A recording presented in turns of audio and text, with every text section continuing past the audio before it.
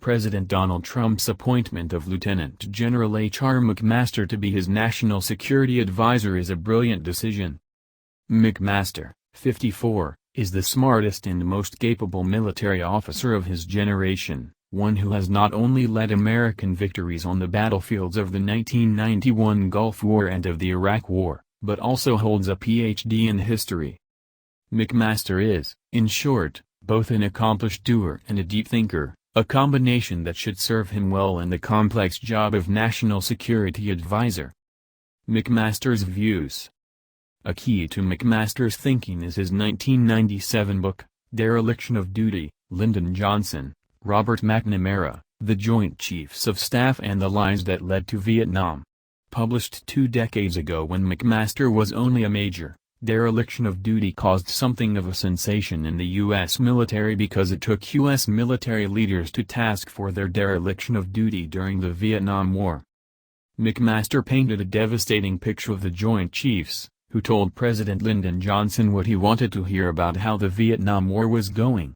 He described how they went along with Johnson's ill-considered attempt to find a middle ground between withdrawing from Vietnam and fighting a conventional war there that, divorced from on-the-ground realities, had no chance of success. The Joint Chiefs never provided Johnson with useful military advice about what it might take to win the war, according to McMaster.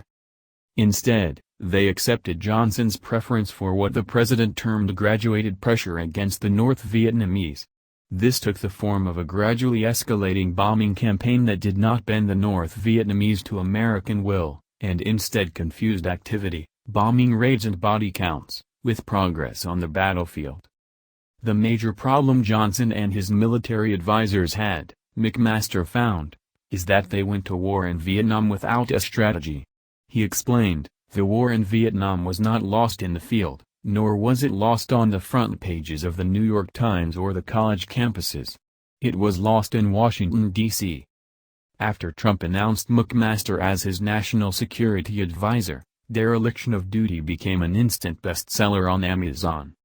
Its lessons will surely be weighing on McMaster's mind now, as Pentagon brass prepare to present to Trump and his national security team within a few days a menu of options for how to fight the war against ISIS in Iraq and Syria.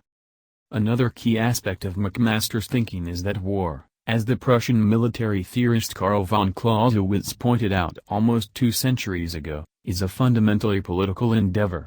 In an article that McMaster published in the New York Times 4 years ago he wrote, "Be skeptical of concepts that divorce war from its political nature, particularly those that promise fast, cheap victory through technology."